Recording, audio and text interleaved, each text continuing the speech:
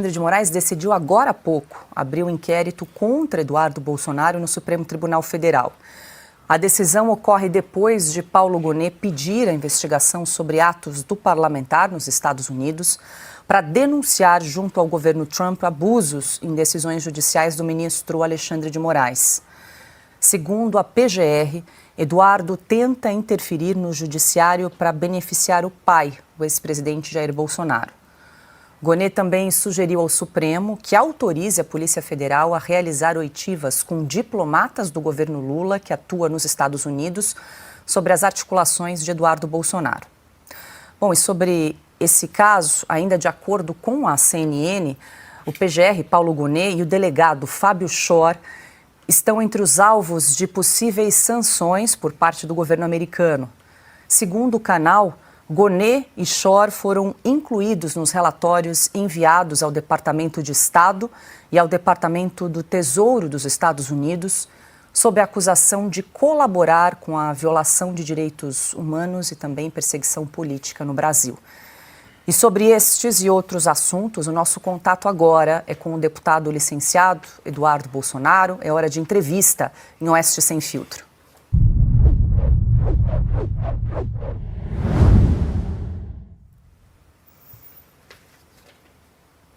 Deputado, muito boa noite, seja bem-vindo de volta em Oeste Sem Filtro, obrigada pela entrevista.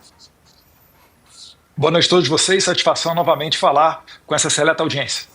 Deputado, eu lembro que em março deste ano o senhor concedeu uma entrevista para a gente e no exato dia da entrevista saiu a notícia de que a Procuradoria-Geral da República tinha pedido o arquivamento de uma ação que era do PT, que pedia uma investigação contra o senhor, inclusive pedindo a apreensão do seu passaporte.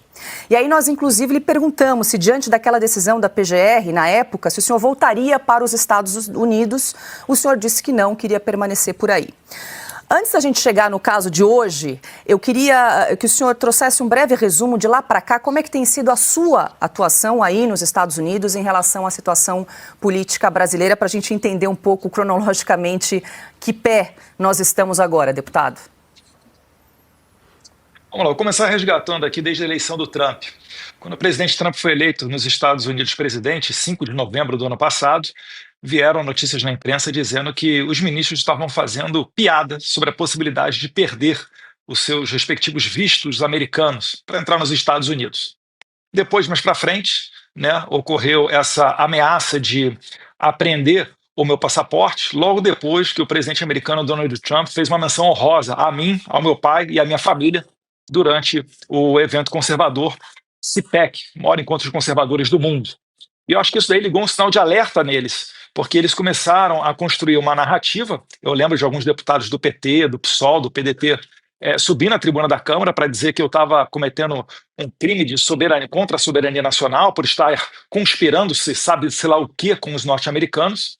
E aí eles pediram para que o meu passaporte fosse apreendido, numa tentativa de me brecar, de impedir esse meu trabalho internacional e me obrigar a jogar apenas o jogo deles dentro do Brasil, porque dentro do Brasil eles controlam tudo. Não preciso ir muito longe para vocês verem, o presidente da Câmara dizia abertamente uma opinião mais favorável a se analisar a anistia. O Moraes simplesmente mandou seus capangas da Polícia Federal irem visitar o pai do presidente Hugo Mota numa total covardia. O Hugo Mota é vítima nisso tudo e o Alexandre de Moraes, ato contínuo, fez um jantar.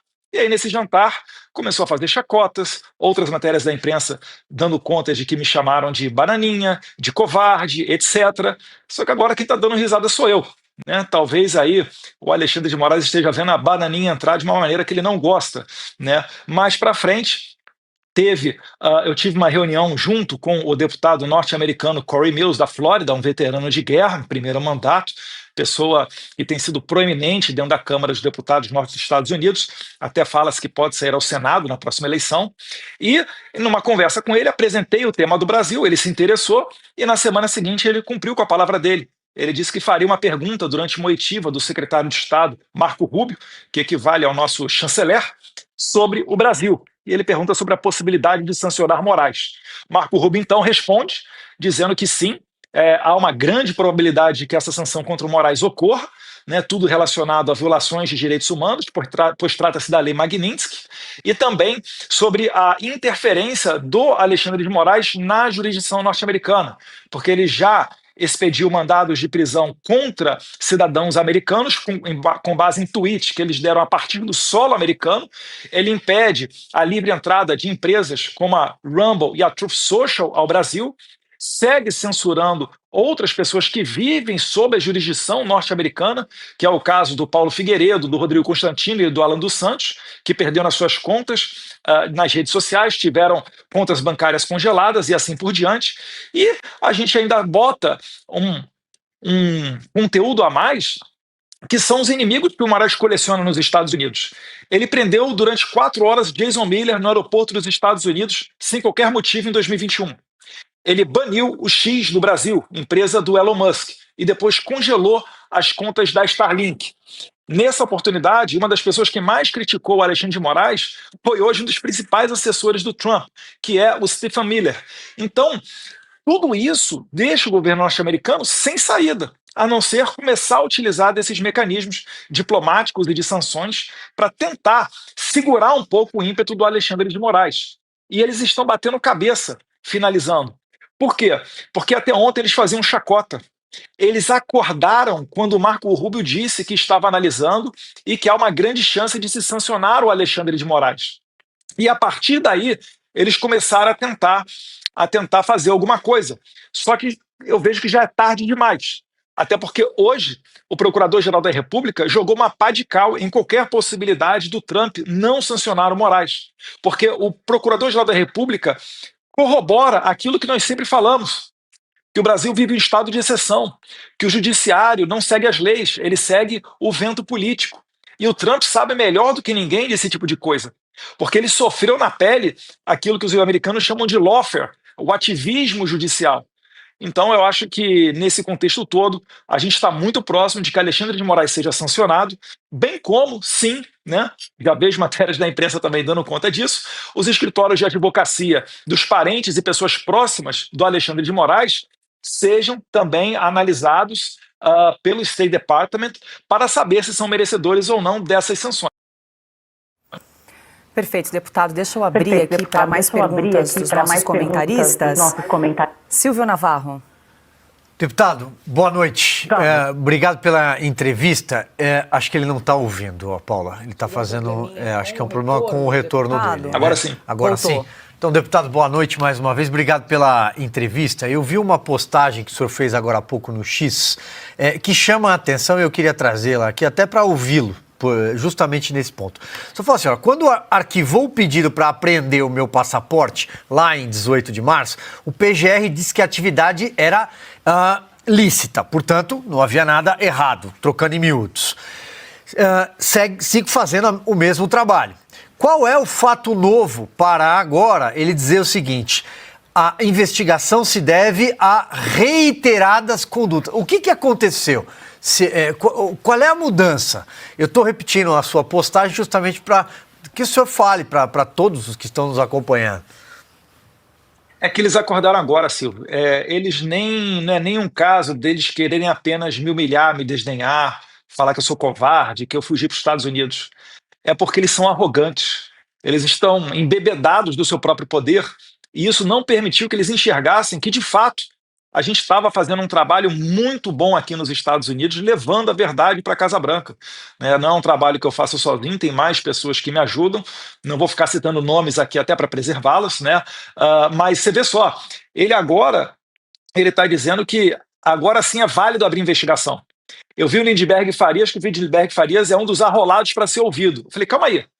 O Lindbergh Farias é aquele cara que entrou com um pedido para confiscar meu passaporte e ele disse que a minha atividade era legal.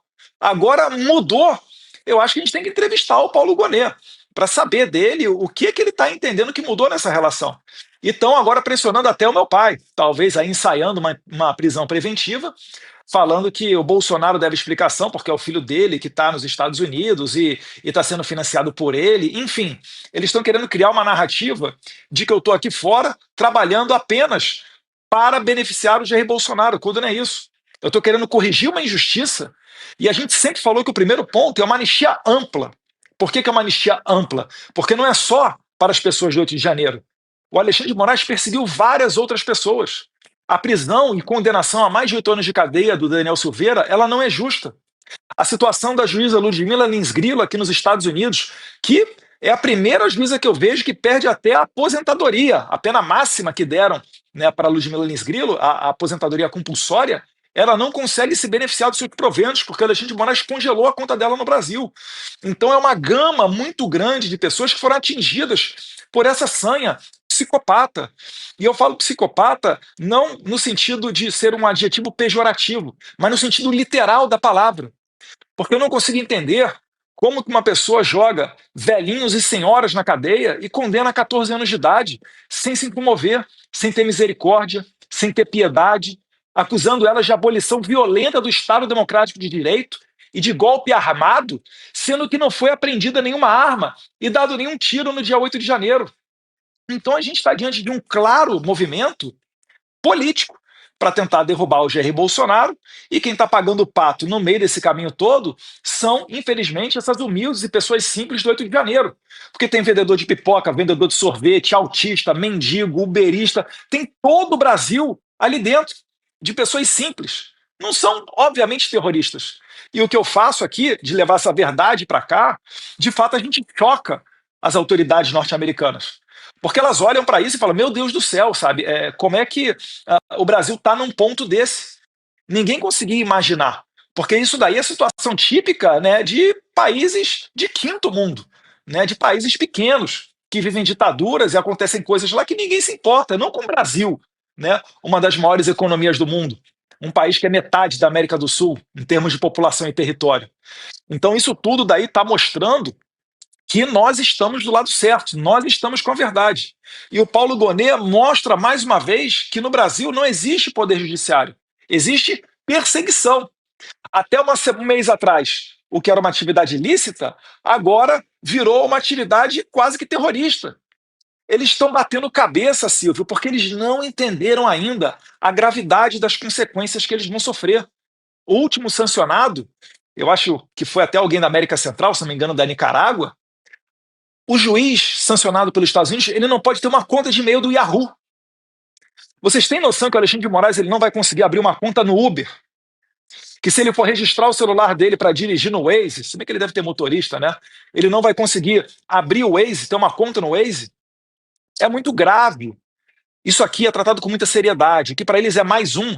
Vamos calar a boca de mais um. Desde 2021 a gente está ali desmonetizando a Bárbara do Chatolizei, o Bernardo Kister, um monte de gente. Vamos aqui mandar essa empregada doméstica, cidadã americana também, vamos mandar um mandado de prisão preventiva contra ela, a Flávia Cordeiro. Acabaram de cair do cavalo, porque eles estão vendo que realmente está se aproximando uma consequência muito séria e não vamos permitir que eles façam, finalizando, a narrativa de que eu estou trabalhando contra os brasileiros. Não, eu estou trabalhando para colocar um freio em Moraes, Fábio Chor, os juízes dele, né? O Marco Antônio Vargas, o Ayrton Vieira. Essas pessoas têm que parar de fazer o que elas estão fazendo para que a gente volte a ter uma democracia normal. Isso daí sim é o meu objetivo. Agora, se o Lula for comprar a briga do Alexandre de Moraes e quiser mergulhar o Brasil numa aventura correndo o risco de que o povo brasileiro inteiro seja sancionado, aí é culpa do Lula, não é culpa minha.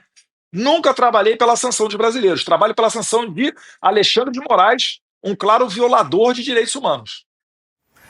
Adalberto Piotto, deixa eu só registrar aqui, deputado, são 18 horas e 50 minutos, nós estamos ao vivo em Oeste Sem Filtro, mais de 125 mil telas simultâneas acompanhando o nosso programa.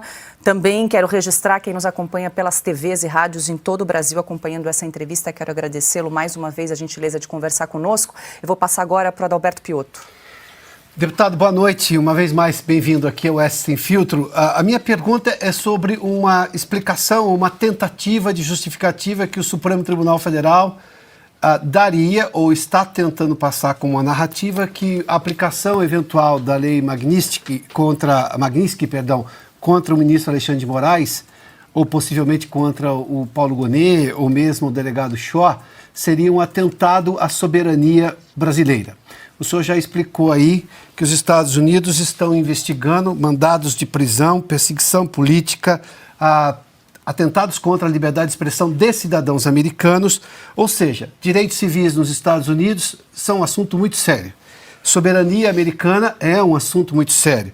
Segurança interna, só para lembrar o caso, obviamente, do passaporte do Felipe Martins, é um assunto muito sério, num país que teve o 11 de setembro nem faz tanto tempo assim. Como é que o governo americano está vendo essa possível alegação brasileira, sobretudo do entorno do Supremo, de que seria um atentado à soberania brasileira, a aplicação da lei contra um ministro do Supremo? Eles devem ter ligado também o modo Nelson Piquet on, né? Porque faz muito tempo já que esses abusos ocorrem. Eu acho engraçado porque quando o ministro Barroso confessa publicamente de que, enquanto presidente do TSE, ele cooperou, pediu, na verdade, né, a intervenção de autoridades americanas na nossa eleição, ninguém considerou isso daí abuso, né? Ninguém considerou isso daí interferência. Quando a esquerda saiu pelo mundo afora gritando Lula livre, falando que ele era vítima de uma perseguição e etc., pelo Poder Judiciário brasileiro, ninguém considerou isso aí interferência. Então, como é que o meu trabalho aqui pode ser considerado interferência? Eu não consigo ver, né, que o governo Trump volte atrás naquilo que disse o secretário de Estado Marco Rubio, onde provavelmente o Alexandre de Moraes ele será sancionado.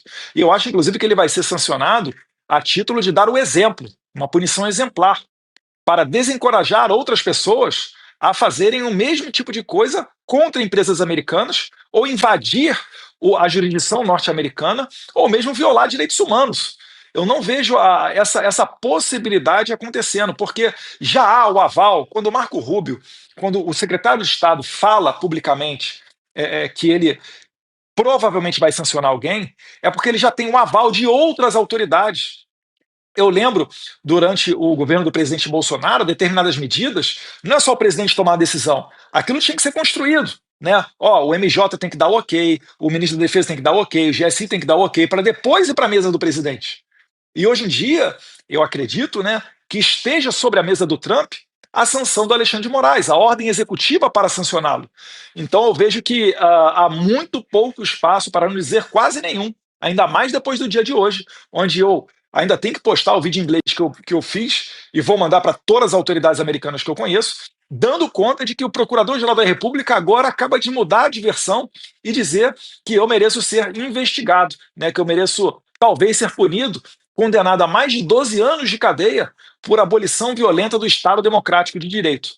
Eu realmente estou vendo que cada vez mais o STF não, né, porque não são todos, o Alexandre de Moraes e a sua equipe vai se desesperar. E agora, eu acho que, com a clareza de que esse momento se aproxima, os policiais federais que, porventura, venham a cumprir os mandados do Alexandre de Moraes ou do Paulo Gonet para achacar, para extorquir, para extorsionar Jair Bolsonaro ou qualquer outro tipo de pessoa, vocês saibam que vocês também vão entrar na mira aqui dos norte-americanos. Gostou da matéria? Se inscreva no canal, aperte o sininho das notificações e compartilha. Canal Informativo News vai ficando por aqui. Um forte abraço, até a próxima matéria.